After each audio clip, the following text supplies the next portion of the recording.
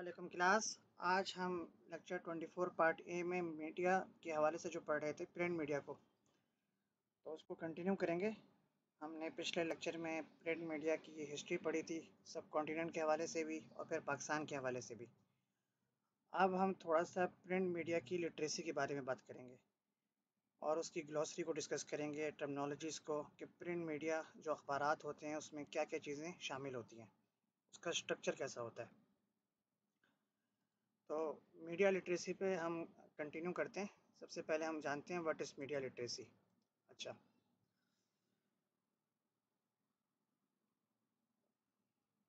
ये एक आर्टिकल है।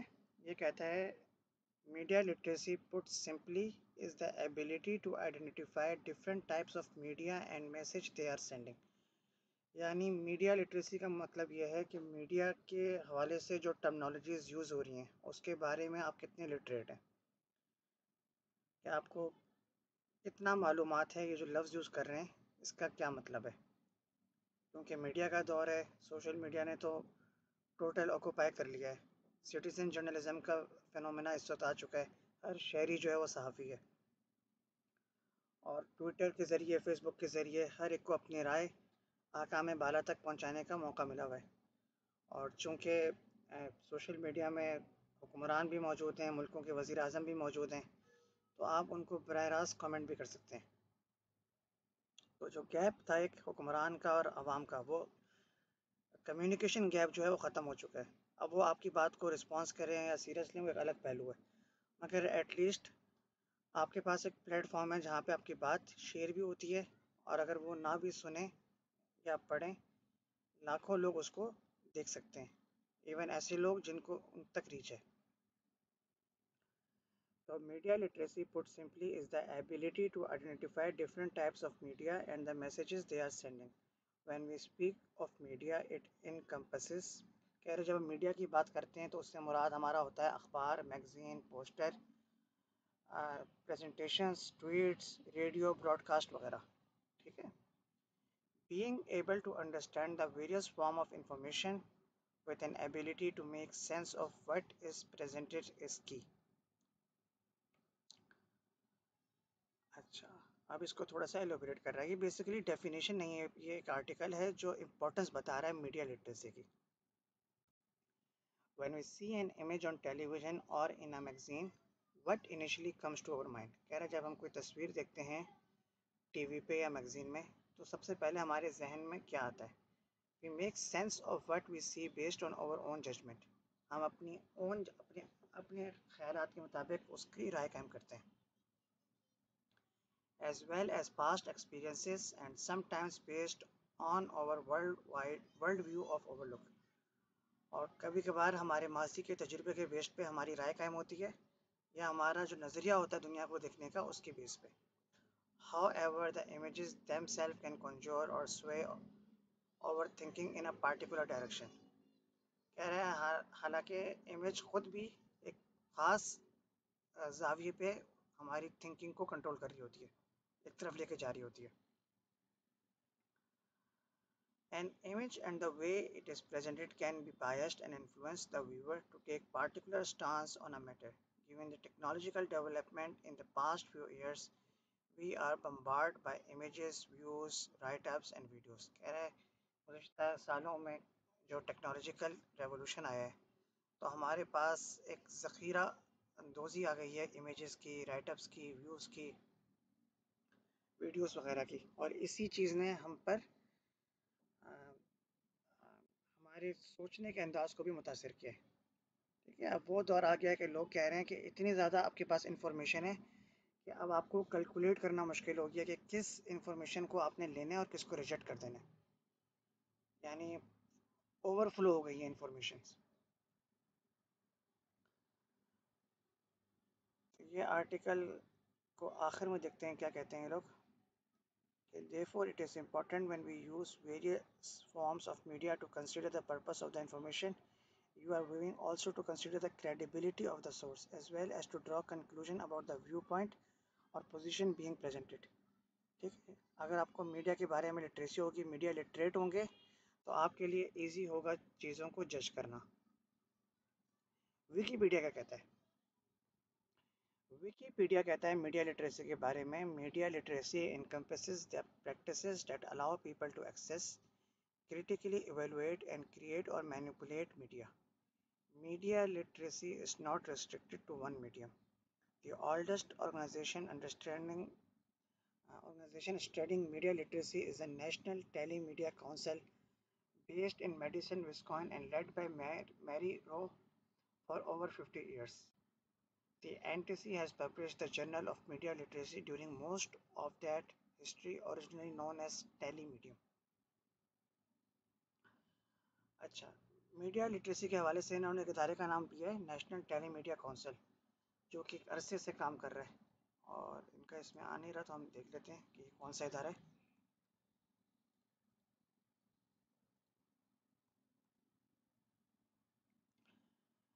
National Telemedia council media literacy United state का है, और इनका एक जर्नल निकलता है। देखते हैं इनकी वेबसाइट को। International Council for Media Literacy, formerly known as National Telemedia Council, इनका आज का नाम है IC4ML। ठीक है, और इन्होंने शुरू किया था, इनका इंतकाल हो गया 2020 में, 1926 से 2020 तक में इनकी ज़िंदगी है।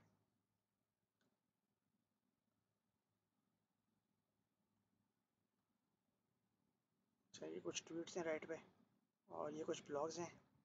जेफ शेयर का है, थेरेसा रेडमंड का है, और Antonio Lopes, Belinda de Abreu. इनका जर्नल देखते हैं, जर्नल क्या है। The journal of media literacy, education as storytelling and implication for the media literacy. तो एक शुमारा भी निकालते हैं जिस पे मीडिया लिटरेसी के हवाले से लोग अपने आर्टिकल्स सबमिट कर सकते हैं, और उनको रिव्यू के बाद पब्लिश किया जाता है। Media literacy education is intended to promote awareness of media influence and create an active stance towards both consuming and creating media. कह रहे हैं मीडिया लिटरेसी का जो मकसद है वो लोगों में अवेयरनेस पैदा करना है, और मीडिया का जो इन्फ्लुएंस है उसके हवाले से उनको आगाह करना है कि किस तरह वो एक्टिवली इसको पार्टिसिपेट करें और उसको कितना कंज्यूम करें। Media literacy education is part of the curriculum in US and EU। Unfortunately हमारे यहाँ तो नहीं पढ़ा जाता, लेकिन US के अंदर और यूरोपियन यूनियन के मुल्कों में इसको एज अ डिसिप्लिन स्टडी कराया जाता है।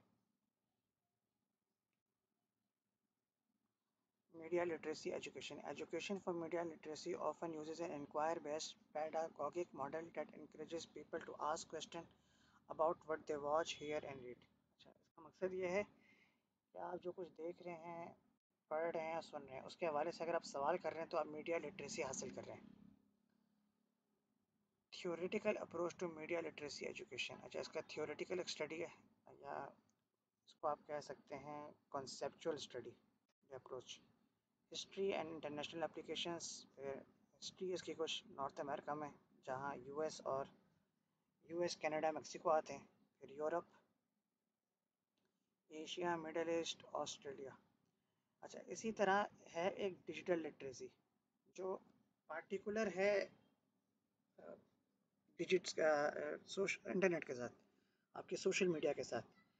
मीडिया लिटरेसी एक ब्रॉड टर्म हो जाता है, यानी हम ये कह सकते हैं कि डिजिटल लिटरेसी मीडिया लिटरेसी का पार्ट है, लेकिन डिजिटल लिटरेसी के अंदर आप प्रिंट मीडिया अगर कर रहे हैं तो उसके अंदर नहीं आएगा, तो वो डिजिटल मीडिया ही आएगा सिर्फ।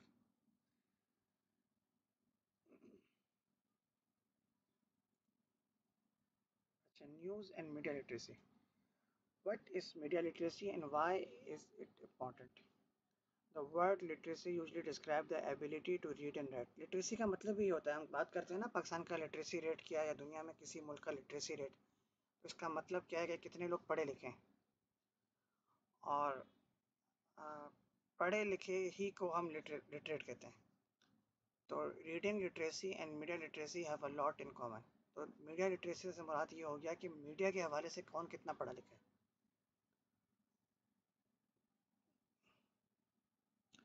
Media literacy is the ability to identify different types of media and understand the message they are sending।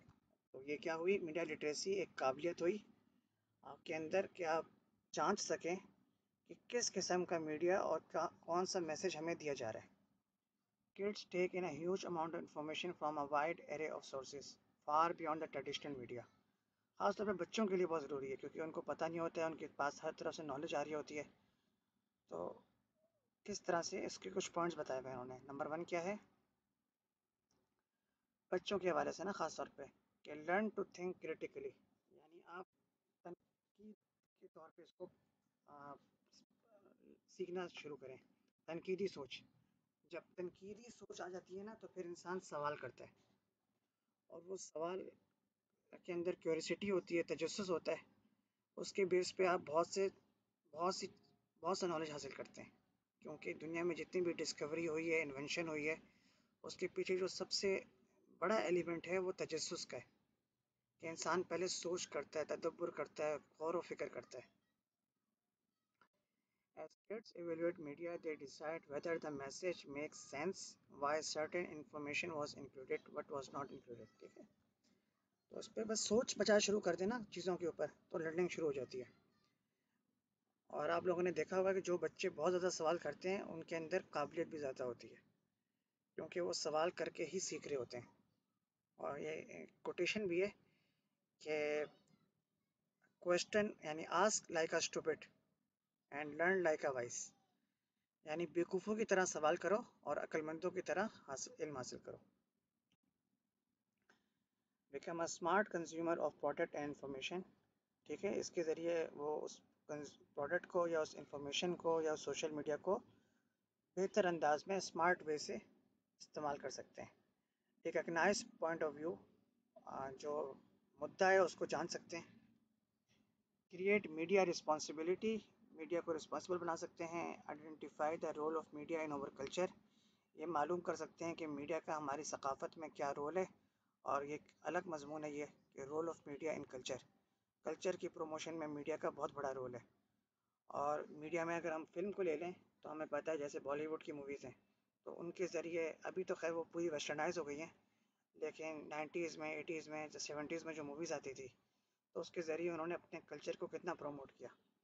और उस कल्चर का असर हमें पड़ोस मुल्कों में, पाकिस्तान में, बांग्लादेश में, सब कॉन्टिनेंट में जगह जगह नज़र आया। और इसी तरह अगर हम ग्लोबल कल्चर की बात करें तो हॉलीवुड मूवीज़ हैं, वो हमें दुनिया में असरअंदाज होता हुआ नज़र आता है। अंडरस्टैंड द ऑथर्स गोल। अच्छा, here are the key question to ask when teaching kids media literacy। किस तरह के सवाल करें तो इससे आपकी मीडिया लिटरेसी इंप्रूव हो सकती है। यानी पहला सवाल हो सकता है हु क्रिएटेड दिस। दूसरा सवाल why did they make it. अच्छा, ये ब्रेनस्टॉर्मिंग हुई हुई है, सवाल कोई भी हो सकते हैं। ठीक है, जो हमारे यहाँ बेसिक सवाल है ना कि ये चीज़ क्यों है, कैसे है, अ, किस तरह है। ठीक है, क्या, और फिर आगे सस्टेनेबिलिटी का सवाल, कैसे चल रही है, क्या मराइल पेश आ रहे हैं, किस तरह पहुंच रही है, इस तरह के सारे सवालात। थर्ड है who is the message for, किसके लिए पैगाम है। What technique are being used to make this message credible और बिलीवेबल। ठीक है, क्या तरीक़ाकार अख्तियार किया है, कौन सी टेक्निक यूज़ की है इस पैगाम को काबिल एतमाद बनाने के लिए। What details were left out and why, कौन सी तफासिल हैं जिनको छोड़ दिया गया है और क्यों। How did the message make you feel, और ये जो पैगाम आया है उसके ज़रिए आप कैसा फील कर रहे हैं। तो ये बुनियादी सवाल है। इसमें अगर आप देखें तो बहुत ज़्यादा चीज़ें, what is media literacy and why, what is digital literacy. तो ये वेबसाइट मीडिया लिटरेसी पे इन्होंने बहुत काम किया हुआ है। मीडिया लिटरेसी पे हम अब कुछ वीडियोस देखते हैं अपने हर लेक्चर की तरह, ताकि चीज़ों को बेहतर तौर पे समझ सके। तो मीडिया लिटरेसी पे यूनेस्को क्या कह रहा है, इसको सुनते हैं।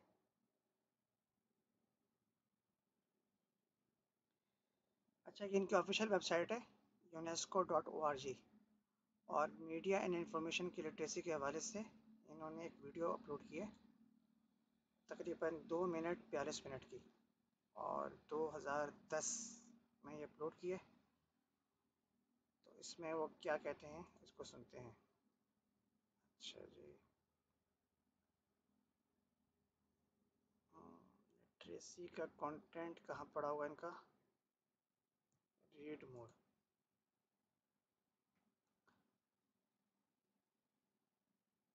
5 laws of media literacy.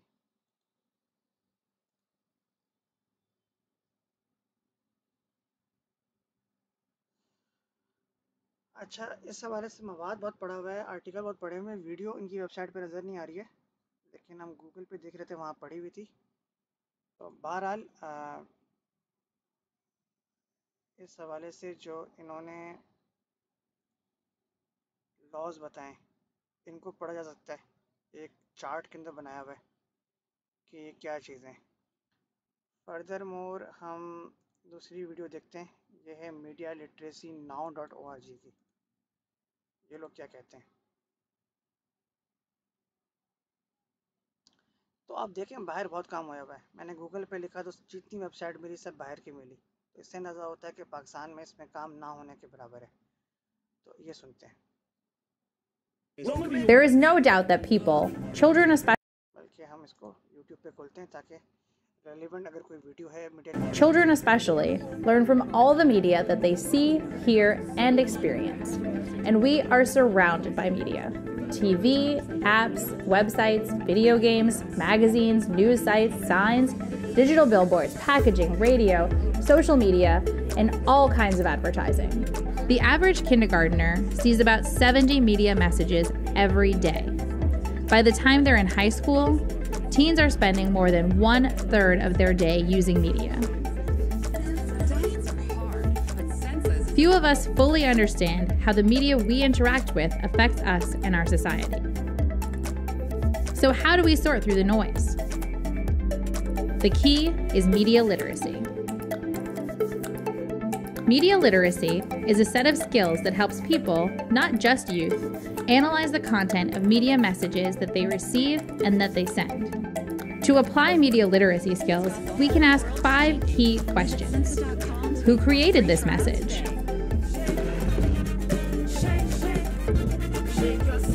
Diets are hard, but Sensa's is easy as shake, eat, and lose weight. What creative techniques are used to attract my attention? अच्छा, ये वही बातें ठीक है जो मैं पिछले लेक्चर में आपको बताई थी, जिस तरह के सवाल आते हैं, की क्वेश्चंस, और ये उन्होंने डिस्क्रिप्शन में भी लिख दिया है, ये ट्रांसक्रिप्ट पूरी दी हुई है किस तरह के सवाल हैं, तो इसमें कोई नई चीज़ नहीं बताई हुई है। समटाइम्स कमेंट्स पढ़ें तो उसमें बड़ा फ़ायदा हो जाता है, उसमें भी बहुत कुछ मिल जाता है सीखने को। मीडिया लिटरेसी के हवाले से अगर हम देखें, एक है introduction to media literacy crash course, नहीं इसको नहीं पढ़ेंगे फ़िलहाल, ये लंबा कोर्स होगा। इंट्रोडक्शन टू मीडिया लिटरेसी ये भी बड़ा कोर्स है, तो छोटी वीडियो देखते हैं। Let's see this one, 2 minutes 31 seconds.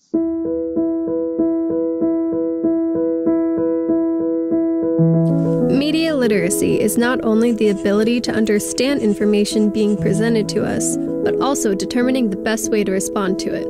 When we say media, we are speaking about the way people communicate around the world, whether it is through print, radio and television, the internet, or new forms of media. For the past century, mass media has been produced by corporations or state entities that control the content of messages communicated to the public. These organizations edit news, advertising, and other information before the public sees the final product. New digital technologies, such as social media, allow for a new, freer flow of information. No longer do we rely solely on one source of information, but our information comes from a wide variety of sources. In addition, each and every person has the ability to contribute to the public exchange of knowledge. Of course, the information that we receive may still be biased, so it is important that we understand how messages are created and consumed in all forms of media. This understanding is the definition of media literacy. So, how do we make sense of the diversity of information being presented to us at a faster pace than ever before? We can do so by gathering, analyzing, and reflecting on that information so that we can better understand how and why a specific message is being delivered. We can start by asking questions, such as, who created this message? How is it constructed? What is being left out? What is their goal? Do I agree with what is being said? Is this message targeted to a local, national, or global audience? Who is it intended for? We can also look for information with diverse perspectives in order to produce thoughtful responses. By doing so, individuals are empowered to form their own opinions and are less likely to be swayed by the information they consume on a daily basis. As individuals learn to evaluate information and media resources for themselves, passive citizens and consumers are transformed into engaged and active participants of the knowledge economy.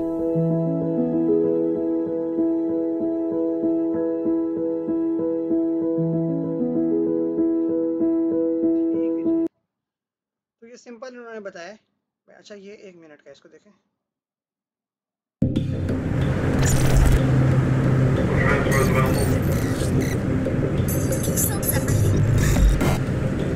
I'm Joey Papa, and I love media.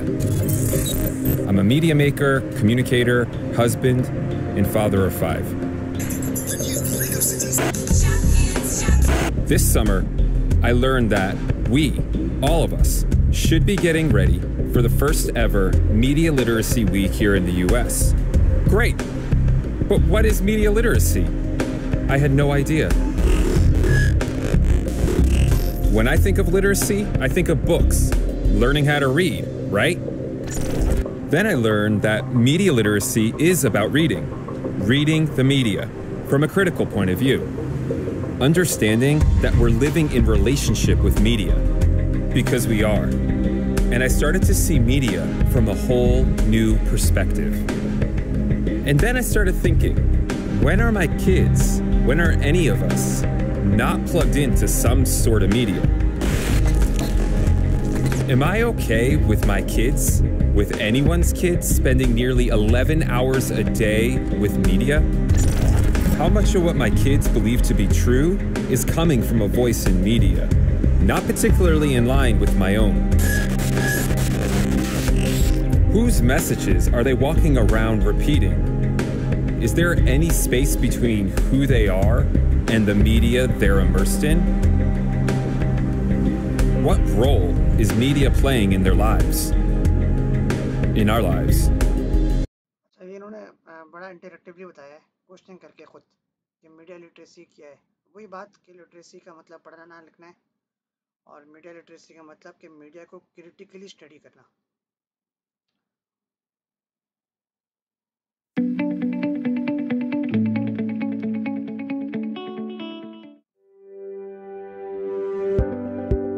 हम एक काम करते हैं, इसको उर्दू या हिंदी में देखते हैं।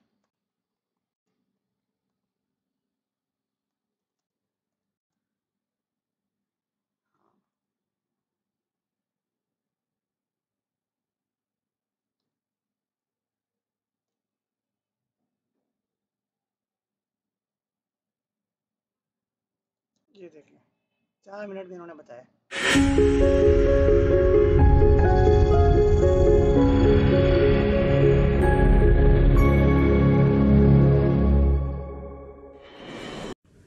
मुझे लगता है कि जो आज का माहौल है, जिसमें इंटरनेट, सोशल मीडिया, स्मार्टफोन, इतना सारा मीडिया, टेलीविज़न, यूट्यूब, इतनी सारी चीज़ें हमारे जीवन में हैं जो बार बार हम पे मैसेजेस भेजते हैं, बॉम्बार्डमेंट होती है। 10,000 से ज़्यादा मैसेज ऑन एन एवरेज एक पर्सन के पास आ जाते हैं। कभी वो ऐड की तरह से आते हैं, कभी कोई प्रिंट में आते हैं, कभी हम गाड़ी में कहीं जा रहे हैं, कोई कियोस्क देख लेते हैं, उसमें कुछ लिखा हुआ है, तो हमें बहुत से मीडिया मैसेजेस आते हैं। तो इस ज़माने में मुझे लगता है जो एक बहुत इम्पॉर्टेंट स्किल है, जो हम सबके लिए इम्पॉर्टेंट है, वो मीडिया लिटरेसी है। मतलब मैं कैसे अपने आप को अवेयर बनाऊं, एक ऐसी फिल्टर क्रिएट करूं कि मीडिया के कारण मुझ पे कोई भी बुरा इफेक्ट ना हो। सो ये कुछ सवाल आपने पूछने हैं जब भी आप कोई मीडिया मैसेज देखते हैं। सबसे पहला सवाल ये होना चाहिए, ये जो इन्फॉर्मेशन मेरे तक पहुंची है सही है या गलत है? आधी सही तो नहीं है, पूरी गलत है। उसके लिए क्या करने का? पहली बात, जो सोर्स है जहां से हमारे पास मैसेज आया है, जहां हम पढ़ रहे हैं, क्या वो सोर्स रिलायबल है? जो एक्सपर्ट बोल रहा है, क्या वो एक्सपर्ट उसी फील्ड का है? और अगर हमें फिर भी सर्टेनिटी नहीं आ रही है, तो क्या इस राय के विपरीत राय, ऑपोजिट व्यूज भी कुछ लोगों के हैं? चलो दोनों चीजें पढ़ते हैं, कंपेयर करते हैं, 2-3 दोस्तों से बात करते हैं, थोड़ा पापा मम्मी टीचर से बात करते हैं, खूब सारे लोगों के व्यूज लेते हैं अपना व्यू बनने से पहले। इस तरह से हम एक फिल्टर बना रहे हैं कि हम पे कोई भी नेगेटिव इंपैक्ट नहीं आएगा। दूसरा, ये सवाल पूछें अपने आप से कि ये जो ऐड मेरे तक पहुंची है, ये मुझे क्यों दिखाई जा रही है? क्या ये मेरी डिसीजन मेकिंग पे असर कर रही है? क्या मुझे ऐसी इंफॉर्मेशन दिखाई जा रही है किसी रोल मॉडल, सेलिब्रिटी को यूज करके, जो सही नहीं है, पर मैं इसलिए वो कर लूंगा क्योंकि मेरे को लगता है ये सेलिब्रिटी बोल रहे हैं इसलिए सही होगा? कहीं वो मेरी लाइफस्टाइल चॉइसेस पे असर तो नहीं कर रही है कि आप लेटे रहें, फास्ट फूड खाएं, घर बैठे सब कुछ कर सकते हैं, फोन की एक टिप पे सब कुछ कर सकें, ये लाइफस्टाइल चॉइसेस है? क्या वो मेरी कोई स्टीरियोटिपिकल थिंकिंग तो नहीं बढ़ा रही है कि लड़के ऐसे ही होते हैं, लड़कियां ऐसे ही होती हैं, यंग लोग ऐसे ही होते हैं, बुजुर्ग ऐसे ही होते हैं? इस तरह की कोई भी चीज़ अगर मैं नोटिस करूं तो मुझे बहुत ध्यान से एक फिल्टर बनाने की ज़रूरत है। अपने आप से सवाल पूछने हैं, क्या ये सही है, क्या इसमें कोई और चेंज आना चाहिए, पार्शियल इन्फॉर्मेशन तो नहीं है, मुझे लोगों से पहले कंफर्म करना चाहिए। उस तरह से आप मीडिया के मैसेजेस को डिकोड करोगे एक फिल्टर बना के, जिससे वो सीधा मैसेज आपके ऊपर हावी ना हो जाए। क्योंकि होता यह है कि हमारे जीवन में हमारे व्यूज, हमारे एटीट्यूड, हमारे बिहेवियर्स बहुत हद तक इस पे डिपेंड करते हैं कि हम क्या इंफॉर्मेशन को यूज कर रहे हैं। वो इंफॉर्मेशन हमारी डिसीजन मेकिंग पे इन्फ्लुएंस करती है। इसलिए हमें बहुत केयरफुल रहने की जरूरत है। रीड ज्यादा करें, सोर्सेज वेरीफाई करें, डिस्कस करें, लेकिन अपनी राय खुद बनाएं। जस्ट बिकॉज किसी सेलिब्रिटी ने कुछ बोला है तो वो सही होना जरूरी नहीं है। और उसी के साथ साथ मुझे लगता है कि हमें सोशल मीडिया यूसेज को पॉजिटिव करने की जरूरत है। हम कभी भी नेगेटिव कमेंट ना करें, किसी को बुरा ना कहें, नेम कॉलिंग ना करें, हम साइबर बुलिंग ना करें, हम सेफ्टी रखें, प्रिवेसी का ध्यान रखें और साथ में पॉजिटिव मैसेज ही यूज करें। हम लोगों से भी बात करें तो जो अच्छी बात है, इंफॉर्मेशन ऐसी जो सही है वही शेयर करें। तो मीडिया डिकोड करना जितना जरूरी है उतना ही जरूरी रिस्पॉन्सिबल मीडिया यूसेज भी है। और एक आखिरी बात आप सबके लिए, मुझे पता है सोशल मीडिया धीरे धीरे हमारे आसपास बढ़ रहा है। इस बात का ध्यान रखें कि लाइफ का बैलेंस कभी खराब ना होने दें। पूरा समय डिजिटल रहना हमारी सेहत के लिए अच्छा नहीं है। आउटडोर एक्टिविटी, फ्रेंड्स, बेहतरीन। उन्होंने बड़े आसान अंदाज में समझा दिया कि मीडिया लिटरेसी क्या है और importance of functional literacy, media concept. बस 2 ही वीडियोस थी इस पे, बाकी मीडिया स्टडीज़, मीडिया के हवाले से, faults in our education system, the best financial goals, digital marketing courses in Pakistan, literacy in Pakistan, the importance of media literacy. अच्छा, इम्पोर्टेंस देखते हैं ज़रा। Every day, we spend 8 hours exposed to different forms of media. We practically live with it. It keeps us entertained, informed, and opinionated. Media influences us through news headlines and information we see online, on TV, and hear on the radio. It creeps into our daily lives subtly and subconsciously through magazines and advertisements that create and recreate standards of success, beauty, and living. To movies where we are exposed to violence, fantasy, and crooked ideas about love. Even the music that enters our ears right away influences us. Thinking. How अच्छा, basically जो इसका हमने जो कुछ चीज़ें पढ़ी हैं उसका लुबे लबाब ये है कि मीडिया लिटरेसी क्या है। हमारे पास फ्लड ऑफ इंफॉर्मेशन है, बहुत ज़्यादा इंफॉर्मेशन आ रही है हर तरफ से। तो हम इस काबिल हों कि हमें किस पैगाम को लेना है और किसको रिजेक्ट करना है, और जो पैगाम हमें मिल रहा है उसको हमारा जहन किस तरह परसीव करे, किस तरह स्टोर करे और किस तरह रिएक्ट करे। क्योंकि जो इन्फॉर्मेशन, जो नॉलेज हमें मिल रही है उसका एक असर पैदा होता है। बुक जब हम पढ़ते हैं तो हम विलिंगली पढ़ रहे होते हैं, ठीक है, हमारे पास एक टॉपिक होता है, अपने जहन बनाया होता है, उसको हम स्टडी कर रहे होते हैं और जब चाहते हैं उसको बंद भी कर देते हैं। मीडिया अगर हम देखने बैठ जाएं तो हम चाहते ना चाहते हुए हमारे कान के ज़रिए हमारे माइंड को मैसेज जा रहा है और वो कहीं ना कहीं हमारे यहाँ स्टोर हो रहा होता है। मैंने आप लोग को एक और टर्म बताई थी, इसमें वो हम आगे पढ़ेंगे थोड़ी मीडिया की टर्म में, जिसमें एक मैसेज के ज़रिए आपको दूसरे मैसेजेस पहुंचाए जा रहे होते हैं। ठीक है। तो इस तरह के फैक्टर्स पे भी मीडिया काम कर रहा होता है। और आजकल ख़ास तौर पे fake news, misinformation, disinformation, fifth generation war और तरह तरह की जो अफवाहें, रूमर्स वगैरह, उनका दौर है। तो उसमें तो और भी मोहतात होने की ज़रूरत है कि मालूम करने के लिए कि कौन सी इन्फॉर्मेशन ठीक है, कौन सी गलत है। क्योंकि छोटी सी इन्फॉर्मेशन बहुत बड़ा पैनिक क्रिएट कर देती है। अब लोग इस हद तक चले गए हैं कि बड़े बड़े सेलिब्रिटीज़ को उनकी मरने की खबर शाये कर देते हैं और वो वायरल हो जाती हैं कि वो बंदा इस दुनिया में नहीं रहा। या खुदा ना खास्ता ऐसी न्यूज़ आ रही होती हैं जिसमें शो हो रहा होता है कि काबे को आग लगा दी है या बम गिरा दिया, इस तरह ना। तो इस तरह की चीज़ें जिससे पैनिक फैले, क्योस पैदा हो, अफरा तफरी हो, उसको टैकल करने के लिए भी ज़रूरी है कि हमारी आवाम, हमारी यूथ, हमारे बच्चे ख़ास तौर पे वो मीडिया की लिटरेट हो, उन्हें फैक्ट चेकिंग करनी आती हो। ज़्यादा काम नहीं लगता है। अब जैसे वो इन्फॉर्मेशन फैली हुई थी कि किसी नोबेल लॉरेट ने बोल दिया है कि कोरोना वैक्सीन जो लगाएगा वो 2 साल बाद मर जाएगा। तो उसको चेक करने में कितनी देर लगती है अगर हम गूगल कर लेते, गूगल में जाते, उसकी न्यूज़ में जाते। अगर ये इतनी अहम खबर होती तो पूरी दुनिया कवर करती, क्योंकि वो इतनी बड़ी खबर थी, उससे सिर्फ हम मुतासर तो नहीं हो रहे थे, कहीं ना कहीं तो उसकी न्यूज़ चल रही होती। तो वहाँ जाके सर्च कर किया, मैंने चेक किया तो पता चला कि वो फेक न्यूज़ है। और वो इस तरह वायरल हुई हुई थी कि हर कोई परेशान कि रोक दो, मत लगाओ, वैक्सीन नहीं लगाओ, फला मसला है, ये मसला है। तो इन चीज़ों को भी स्टडी करने की ज़रूरत है, ख़ास तौर पे वो लोग जो सोशल मीडिया पे अपना 8 घंटे गुजारते हैं, कि उनके पास वो इन्फॉर्मेशन जहन में रहे ताकि उनका जहन इस काबिल हो कि उस किस इन्फॉर्मेशन को किस जाविये पे लेना है और किस जाविये से उसको रिजेक्ट कर देना है। ठीक है, कैलकुलेटेड न्यूज़ लेनी, फ़िल्टर न्यूज़ लेनी है आप लोगों ने। तो हम इस टॉपिक को कंटिन्यू करते हैं, यानी प्रिंट मीडिया के हवाले से। और उस वक्त तक के लिए हम लोग जो हैं इसको ख़त्म करते हैं, इस लेक्चर को पार्ट बी में कंटिन्यू करते हैं बाकी बातें।